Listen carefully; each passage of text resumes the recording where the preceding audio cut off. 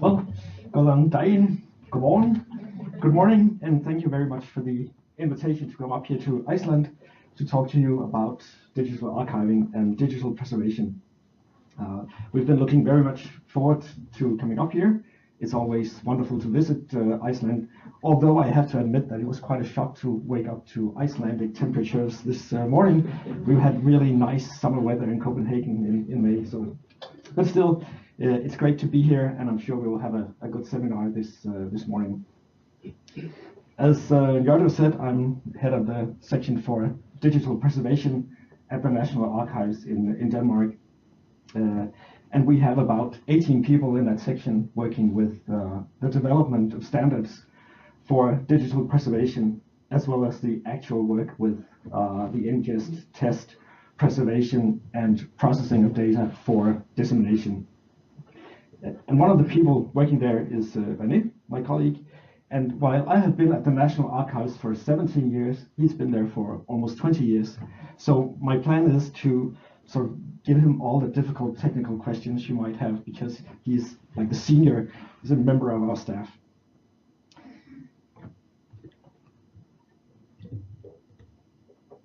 The agenda for my presentation is this. First, I will say a little bit about why we should even talk about digital archiving. And then I will say a few words about the OAIS model. OAIS stands for Open Archival Information System, and I'll come back to why I think it's important to say a little bit about that. And then we will go on to talk about the strategy for digital archiving in Denmark and how we have implemented, something about the vision we have for our work, and something about the different steps from notification and approval to submissions, access, and preservation planning. And we will have time for questions as well. I put in like a question slide at the end of my presentation, but please feel free to ask questions as we go along. If you have anything, don't hesitate to ask, and we'll see if we can answer them as we go along. Oops.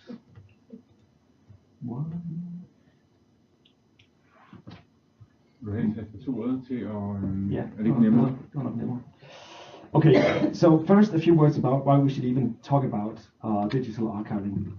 And I think the first point is that right now we see how the amount of information is growing rapidly. Someone once said that if you take all the information that was created from the beginning of civilization and up to the year 2000, then all that information has already been surpassed by the information that has been created from 2000 and up till today. I don't know if it even makes sense to make that kind of math, but I think the point is right, that we create enormous amounts of information today, and it's of course created digitally. And if we as archives want to take ourselves seriously, we need to preserve the information that is created digitally in the digital form. And we can preserve more if we take it in the digital form. Of course, Iceland and Denmark are some of the advanced nations in terms of e-government, and it goes without saying that the digital government today, it creates digital archives that we need to deal with in a digital way. Of course, you may be able to print the documents, but it makes no sense to print metadata and content from business systems and stuff like that. So if you figured, well, we know how to store paper records, so why not just print some documents, then you would lose a lot of information. And especially when we talk about how we use the information again, how we find the information, how we retrieve it, it would be very, very difficult to reuse and retrieve digitally created content if you just print out and you don't have all the metadata necessary for working with it. So you lose authenticity and you lose functionality if you base your preservation on sort of like a print out solution. So it works in small scale for smaller systems, but overall we need to take the step into the digital world as archives. When I was a young archivist many years ago, the main problem for the National Archives in Denmark was actually storage facilities. It is really expensive to build adequate storage facilities. And it is also very, very difficult to get funding for storage facilities. So with that struggle in mind, I think we're all really happy that we can see the end of paper accessions. We have enough space until 2030, I think, in our current facilities. And from then on, we will not accept a single piece of paper. Well, let's see about that. But within the next 10 to 15 years, the accessioning of paper records will stop, and all the accession from then on will be in the digital form. And already today, if you were to print out all the information that we get in digital form, it's a lot more than what we get in paper form. So for us, the main idea is that the information that is created digitally, it should also be archived digitally.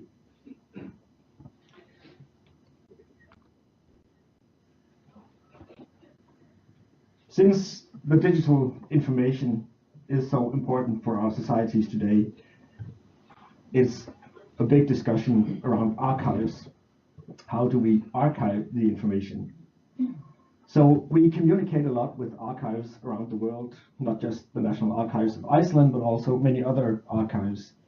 And in that kind of communication, I think that this OAIS model is really useful. So I would like to say a few words about it. OAIS stands for Open Archival Information System, and it's a very basic model for the functional entities that you should have in an archive that deals with digital information. I'm sure that many of you may already be familiar with it, or maybe even more familiar than myself, so please bear with me. But just very briefly about it. On the left, you have the producer of digital content. It could be music or video, like in this drawing, but what we work with is, of course, mostly documents from government authorities and data from their different business systems. The producer has content that should go into the archive, and it will go into the archive as a SIP, submission information package. So that's the form it is ingested into the archive. And upon ingest, there will always be some sort of quality assurance to make sure that what is submitted into the archive complies with the regulations of the archive. When it does, you can go on to store it in the archival storage. It will then be called an AIP, an Archive Information Package. And it will stay an archive information package, often for very long, because we have the long-term preservation view on this. But sooner or later, hopefully, there will be a consumer out here on the right, someone who would want to use the information that we have stored in the digital archive, and he or she will access it in the form of a dissemination information package. So the idea is we have an information package that is submitted, archived, and disseminated. And in order to be able to work with this flow, of course, you need to have administration, data management, and preservation planning in place. And of course, also some management, but that's like the general management, and they are sort of outside the model. I will come back to the preservation planning later, but just so that we have the SIP, AIP, and DIP in mind, because I will refer back to that in the course of my presentation. So those acronyms are really good to know. And then we will move on to talk about the strategy for digital archiving in Denmark. The vision that we have written down is that we want to ensure that digital records are preserved so as to maintain their authenticity and so that they can be found and reused. This is by no means rocket science, but I still think that it gives a good idea of what the main points for us are. We focus on the preservation, of course, but we don't just want to preserve anything. We want to preserve authentic records, we don't just want to store authentic records, we want to store them in a way so that they can be used again, because after all, the idea for us is not just to store information, it is to store information so that someone will use it for something. And in that respect, we also need to focus on our metadata management, because, and again, it kind of goes without saying, you need to store it in a way so that you can find the information that you're looking for. So it has to do with good and thorough planning of what kind of metadata you have about your information packages in your archive. So that's how we've coined our vision. And in terms of preservation, if we start there, we need to look at both the physical preservation and the logical preservation. If we begin with the physical preservation, it's clear that the media that we use to store data on, they won't last for very long. They can be degraded. You know that if you have a CD, eventually it will lose data, or it is likely to lose data. And the same thing is true for all other kinds of magnetic media. It will lose data, and you will have to refresh the media that you use from time to time. At this point in my presentation, I often take out a picture of a runic stone, because I think the runic stone is a good picture of successful long-term preservation of information, but it's just not a way that really would work for the kind of information that we are working with today. So rune stones, yes, they work for 1,000 years, but they only work for a very, very limited pieces of information. So we just need to deal with the fact that we can't store the media and think that they will last for 1,000 years.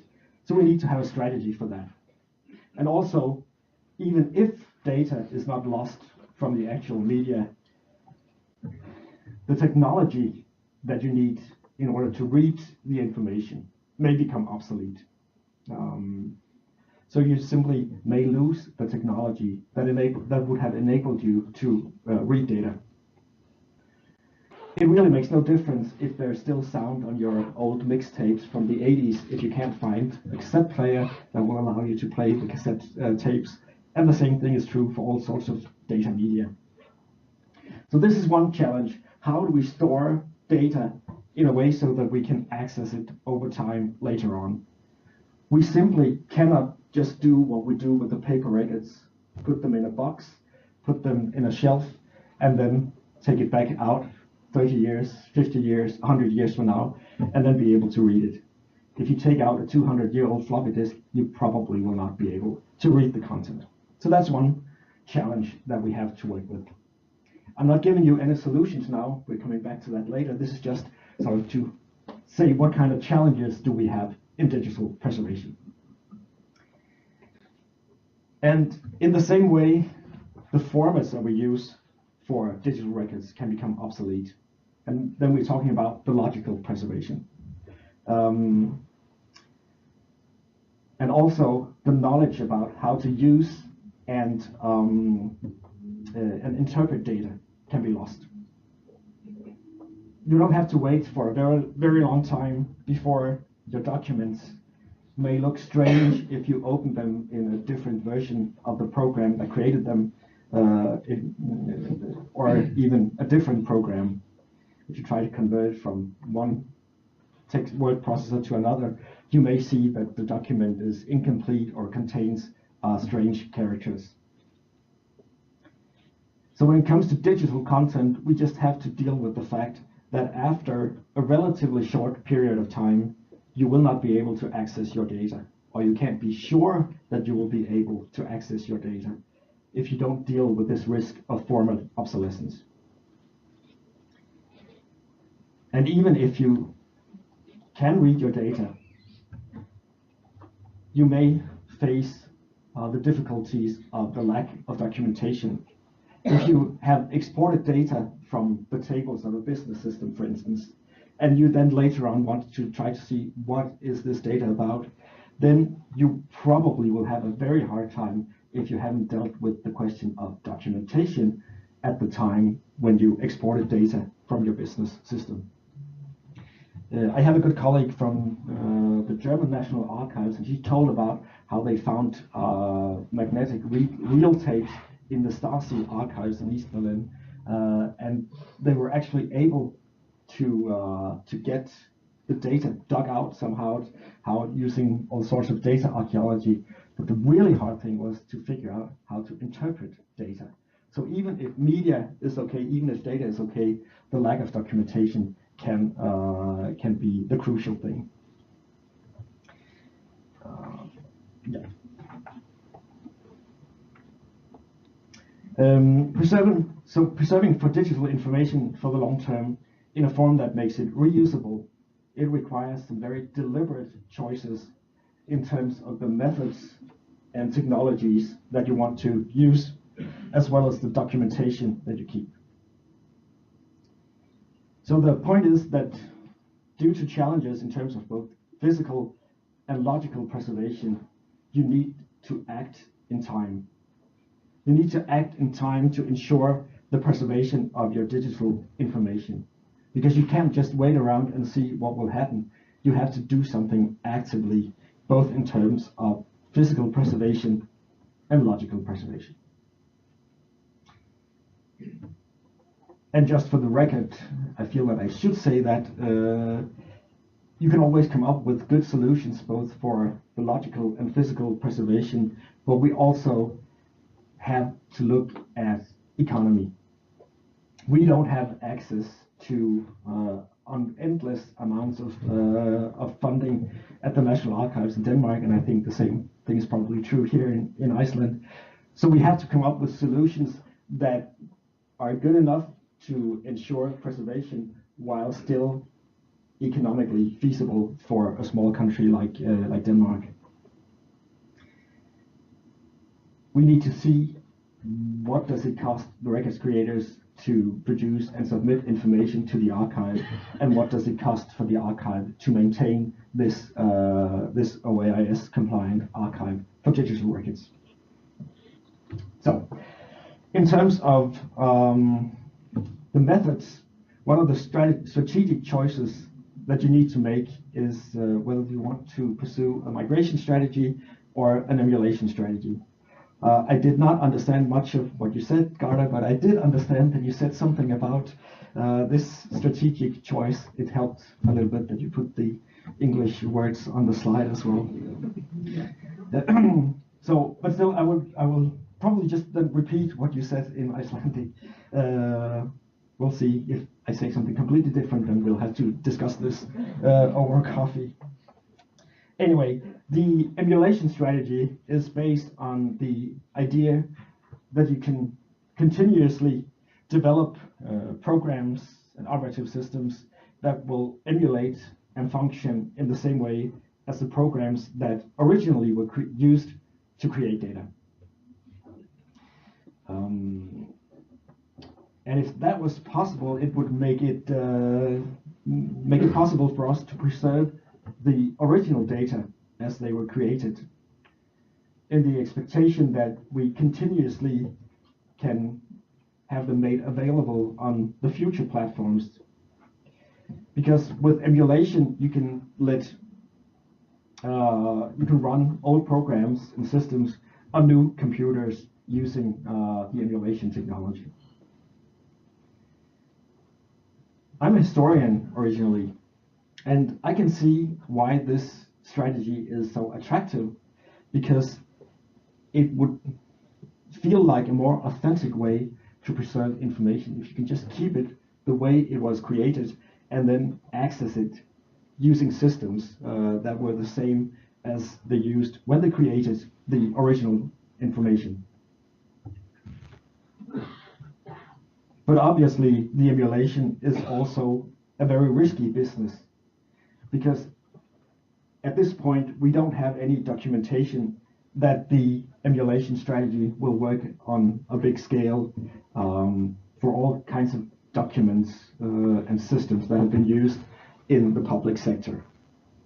And even if it was possible, we would still have to deal with a very, very wide range of systems and programs and whatnot.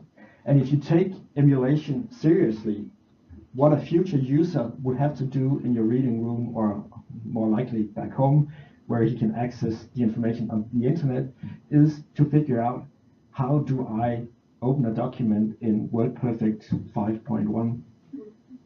And those of you who remember WordPerfect probably remember the cardboard thing that you put up here with the function keys to remember what happens when I press F8. So that would actually be the situation for a future user 100 years from now. If we took emulation seriously, he or she would have to be able to deal with, say, WordPerfect 5.1 or any other program that even today seems completely archaic. So it would both entail a lot of costs, and it has some difficulties in terms of future reuse. There are situations where I think that emulation is the only viable strategy. And that is, for instance, if you need to preserve computer games. I don't think there's any other way to preserve a computer game than to hope that you can emulate that environment in the future. Fortunately, it's not our problem. It's our good colleagues at the Royal Library who have to preserve computer games, so they are much more interested in emulation than we are. So for government data, we're just not prepared to take that kind of risk. So we have chosen to base our strategy on a migration strategy.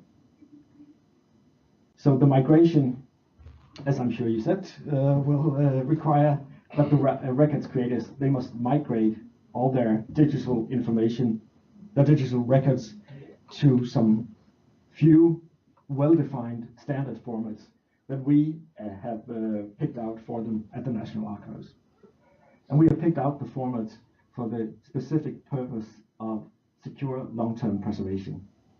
Later this morning, René will tell more about how we choose documents for long-term preservation, what the criteria are.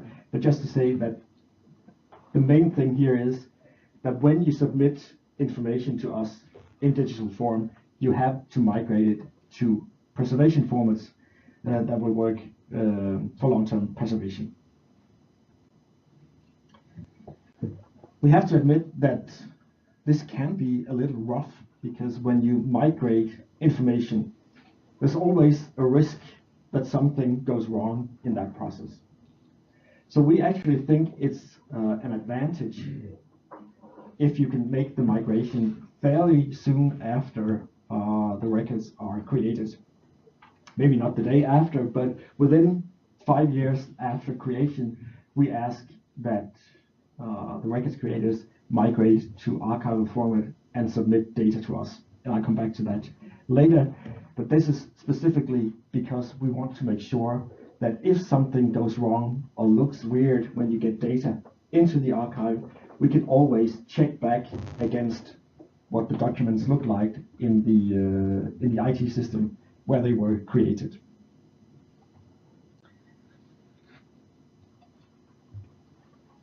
This migration strategy is not only about migrating from the systems that are used in government and to formats used by the archive.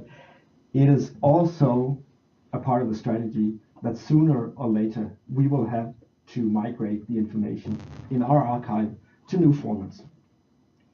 When we make this migration from production formats to preservation formats, we hope that it will be something that we don't do very often, but sooner or later we probably will have to migrate our collection to a new standard. We began collecting digital or electronic records in 1973, and I used the word we here in a very broad sense because I didn't really care about archives in 1973, but we began collecting digital information back then, and we have so far had one major format and structure migration. That was all the data that we got from 73 up until around 2000 that was migrated to current standards. So for more than 40 years, of digital preservation with only one major migration. I think that is probably how it will go, once every 40 years or something like that. We'll see.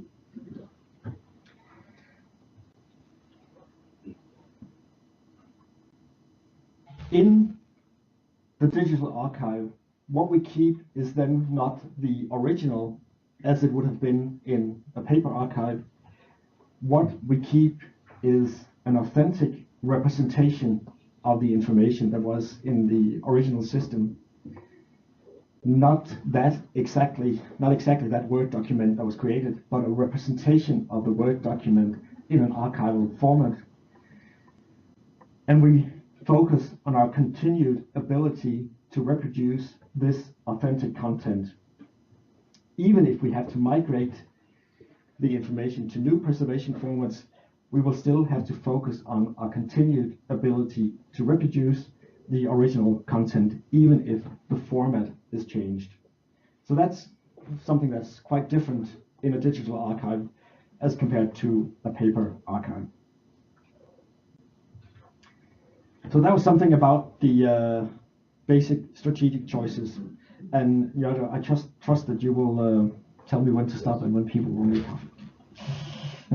So then, having the coffee break secured, we can move on to talk about how we have implemented the strategy for digital archiving at the National Archives.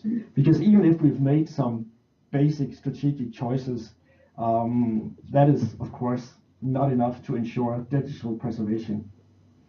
As I said a little while ago, you need to act in time to make sure the data can be preserved. So what have we tried to do in that respect? Well, we have what I would call 3 pillars in our strategy. The first is called early identification and appraisal of IT systems. The second one is about frequent submissions in archival formats. And the third pillar is about preservation, planning, and migration as necessary. And I will go more into detail with these 3 points now.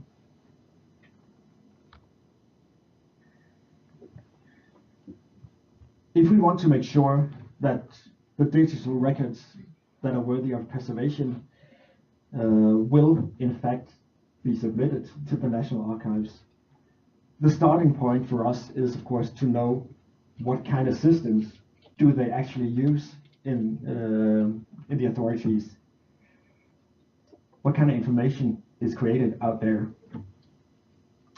And we have to figure out which systems contain information that we want to keep and which systems contain information that the authority can dispose of when they don't need it anymore.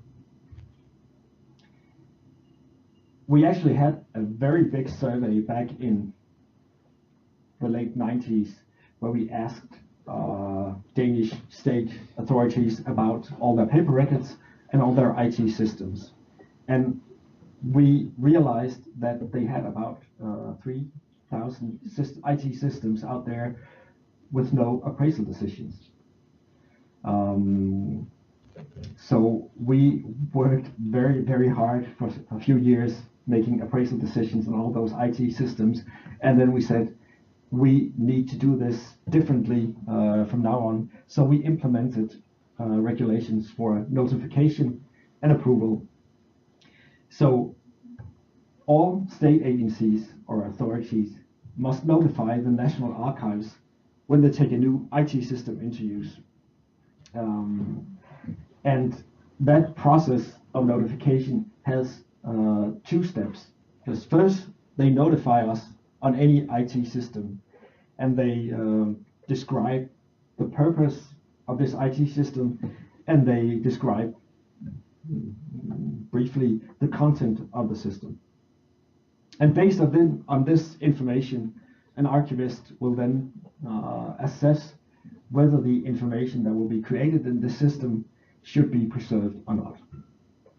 Usually we'll have to have some discussions with the records creator to get to that point, but that's the basic idea, that at the beginning of the IT system's life cycle, if you will, you also figure out, will the content be worthy of preservation?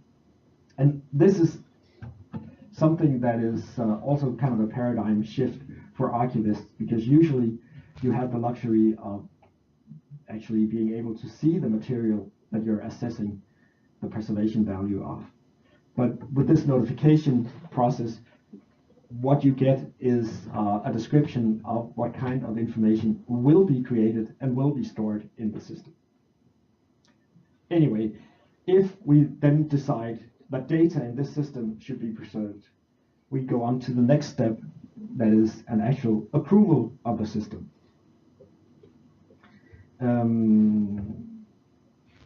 But first, well, maybe I should say a little bit about how do we assess the value of systems, because we don't have a big handbook with the right answers as to what kind of systems contain information that should be preserved. We almost always preserve records management systems from state authorities, unless they are very small. That's one general rule. For business systems, we have to look at things like reusability. Will the data in the system have potential for reuse in terms of illustration of historical or societal issues? We also look at the representativeness. Does it represent a large part of the population? Does it represent many years, or just a small part of the population, a few years? And we look at whether the data is, does it have singularity, or is it redundant compared to other data that we may get from other sources. But obviously, assessing the value of information is always something that can be discussed, and I'm sure that the archivists from time to time discuss the right way to assess the information in the systems. I should say that the archivists that do this kind of assessments, they are not part of the section for digital preservation. They have their own section for archivists, and they work with both paper records and digital records.